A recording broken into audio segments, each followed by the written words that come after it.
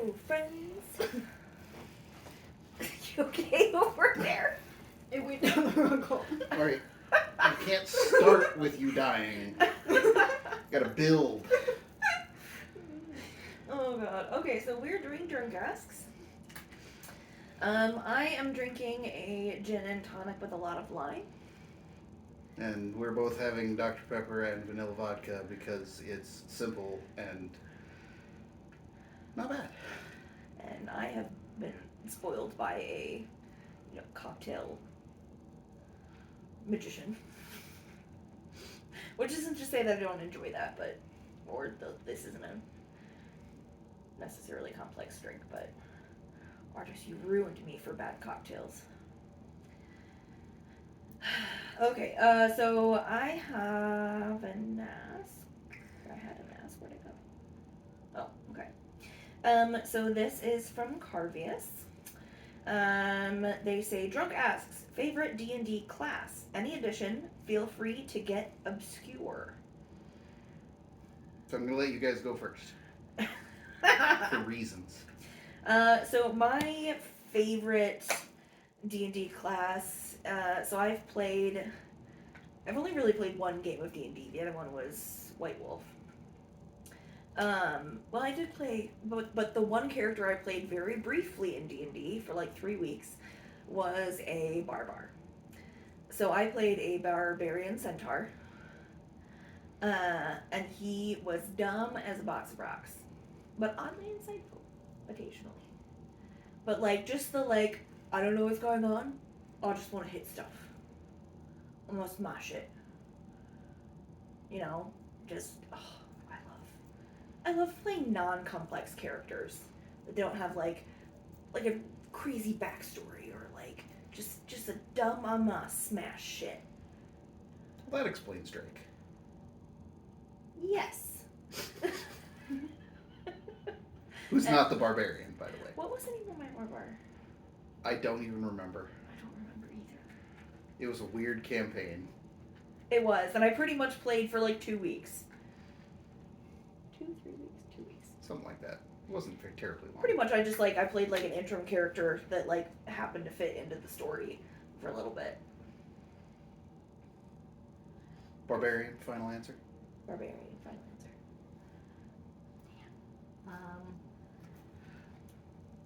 My Scholar Bard thing that I played for 2 games,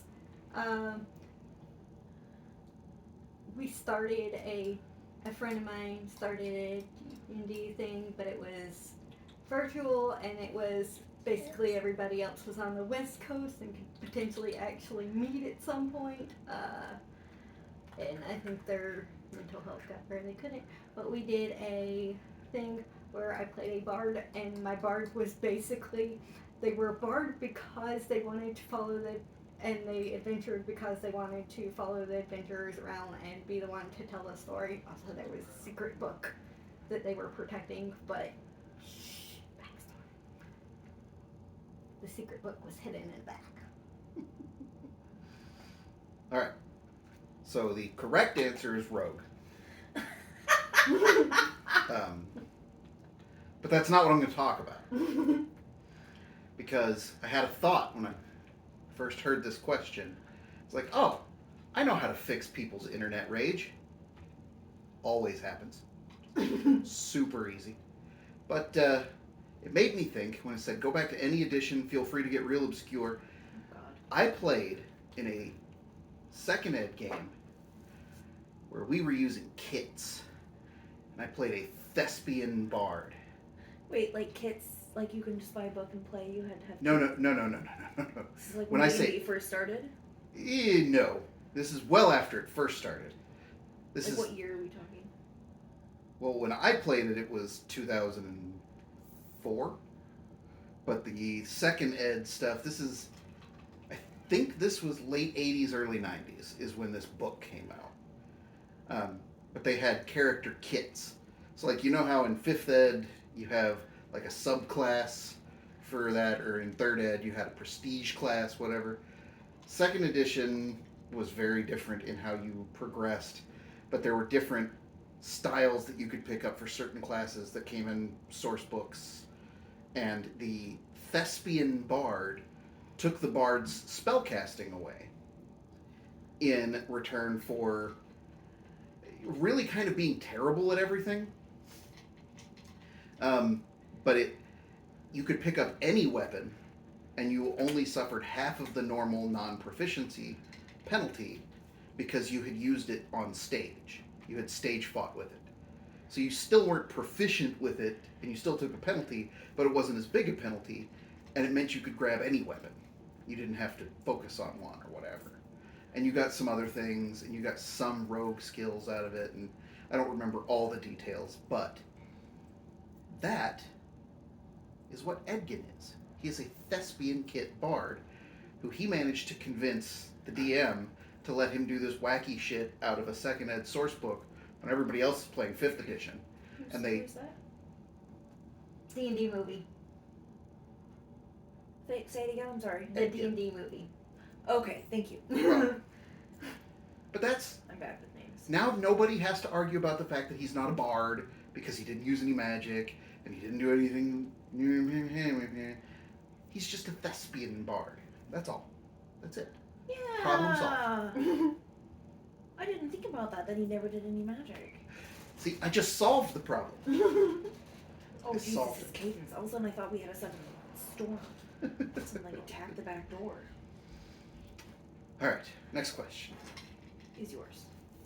Did you get any? I sent it to you so you could read it. Oh. Since my phone is over there Ah, currently doing things. doing the recording. Sorry, my brain did not realize that was why you sent that to me. Drunk asks, favorite Star Wars Who's it hot take? Cardenas. So, Emily, coming in with the glorious amount of questions. So what's your favorite Star Wars hot take? Hot take is what, a popular theory that what? Not popular. Like, Controversial, eh, typically. kind of, yeah. Like, saying, like, not to be too generic with it, but saying that, you know, a Pop-Tart is a ravioli would have been considered a hot take the first time somebody said it. Okay. So like a non-popular, or people who are like violently like, no. It don't even have to violently be like, no, it could just be something that nobody really thinks. Like just some theory that you have or that you've heard that makes perfect sense to you that, you know, not a lot of people talk about or that you haven't heard before. And it can be something that makes people angry. Like, Oh, okay. I've got a good one. okay. Okay, so original 3 episodes. People have dissected them, you know, in recent years or originally or whatever. Was like in Return of the Jedi, Luke's like, you know, you're my sister. And she's like, I know, it's my love, I've always known. And people are like, then why did you kiss him? Like, I think that, like, Leia may have been, like, sort of kind of aware of it, maybe. Which is why she never, like, other than, like, the one kiss, did anything else with Luke. I mean, they were just, like, whatever. But also, so there's this theory about people who are raised as siblings that aren't blood related. Or, like, siblings that were raised apart and meet later, and that's why they're so attracted, is that it's someone who's, like, grown up with what you grew up with. That, you know, or, like, siblings that, like, spend, like, their youth together, but then are completely separated into later adulthood, and then, like, develop emotional or whatever feelings towards them. So, like, my theory is that, like, Leia knew, like, maybe not, like, completely consciously, but was like, I'm not emotionally interested in him, but I'm sexually interested. That even though she was maybe partly aware that he was her brother, she still was like, I'd still maybe hit that. So you're just gonna lean into the incest angle pretty heavy here. No, what you're because No? well, because they never took it farther than You're that. right, they did. Which is the kiss of like I'd hit that, but he might be my brother, so I'm not taking it that far. But I want to know what it's like to kiss him. Kisses him, and then she's like, my brother. But there's always this, like, even through the rest of the series, No, 'cause you know what? In Return of the Jedi, there's not the sexual tension between her and Luke. No. It's different. So, like, I think that's it. She kisses him, and she's like, okay, it was hot in my brain, not in reality. Fair. This is gonna piss Han off. And it did. Mm-hmm. Also, the pronunciation of Han versus Han. Because, like, they. Oh, Okay, that's not a hot take. That's just a pet peeve. Yeah, that's pet peeve, which is why I stopped. Okay, sorry. I rambled a bit there. Which is what I do when I'm drunk. That's the whole We point should of have doing set it. a timer. We should have. We'll do this question. We'll stop it, Okay. and we'll go into the litany question. Well, I'm newer than everybody else to Star Wars. Since you just finished the Oh shit. We're about to get the a original trilogy. kitty monster intervention. Well, he's Oh, he's moving the camera. Gibbs. And there he goes. Gibbs. Gibbs. Really, you're gonna stop in the middle? Move, you goof. Come here, baby. I mean, my art school theory. Yes. Okay, that's a good one. If the Jedi Council had just let Qui-Gon train Anakin to begin with, maybe we wouldn't have to deal with, Darth Vader. I can't guarantee it, but things might have ended up better for everybody, including, the Jedi Council. I'm confused. About what? Because he was going to train him anyway. But Yes, then he was, died. but the Jedi Council told him no. If they had just said yes, maybe it He wouldn't have got had to to the point still where go he- back to Naboo. Possibly, if he had a very fresh Padawan, they would have said, "No, you stay here. We're going to send somebody else to deal with this because you have someone who shouldn't be in this situation." Not Like they said, you necessarily, don't but- get to train him. He's not your responsibility, and so they sent him back on a mission.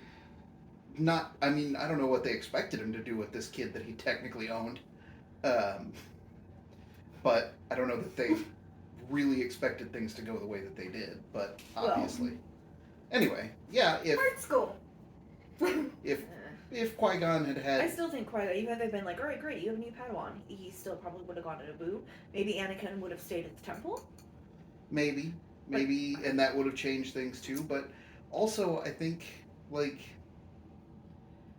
having that clear in his mind would have changed how he reacted to things. There's no way to tell. Butterfly effect nonsense.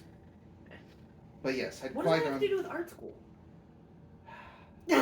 We're not getting into that while drunk because it's a bit too controversial It's- for this. Is this not controversial Star Wars question? This is real life controversial. Oh, okay. I mean, not controversial, but it touches on a subject that a lot of people don't. Okay, short One story, people. what's the basic? It deals with Hitler. Too long. Okay. So. Don't hate Oh, well, me. like if Hitler had been allowed to go to art school. Yeah. I got it. Okay. I'm gonna We're all be there. burned on the internet. Sorry. No, you're not. Anyway, What's yours? my favorite Star Wars hot take, and the one that several people agree with, but people who only eat, it's one of those uncanny valley bell curve kind of things with your involvement in Star Wars. Like, if you very cursorily know of Star Wars and kind of have somebody explain everything that happened to in the story to you, you'd be like, those guys seem like idiots and assholes and bad people. And then you get people who get really into Star Wars, like, no, they're great and everything they did was great. Then you get people who really study and get into Star Wars, like, no, those guys were idiots and kind of assholes. And it's the Jedi. And You don't want to be on the video right now, Michelle? No, Mayflower Michelle does not want to be on the video. Just for a second. Nope. but anyway, my favorite Star Wars hot take is that the Jedi are not even good. Like, by the Well, I didn't know time, that was a hot take. because people will argue with you. Like, they'll be like, oh, Yoda did bad stuff. Like, yeah, he did. Since they're extinct, they become romanticized. And kind of, it's more like people look at them as like, this is what, the A cab. The Jedi are good, so they're bad.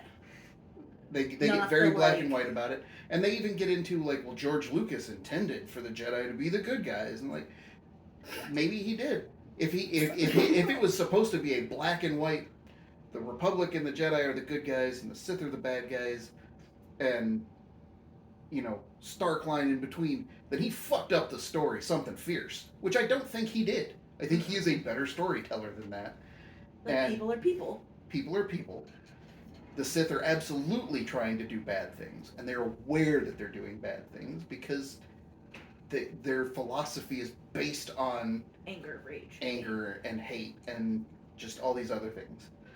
The Jedi preach peace and tranquility and calm, and there's a very good New Jedi Order book called Traitor.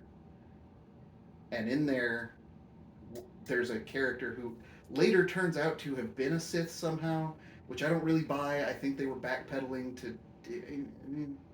I won't get into it too much. But anyway, she says to a young-ish Jason Solo, which is what's... Don't even give me started. I was so mad. Yeah. In theaters. Yeah. So mad.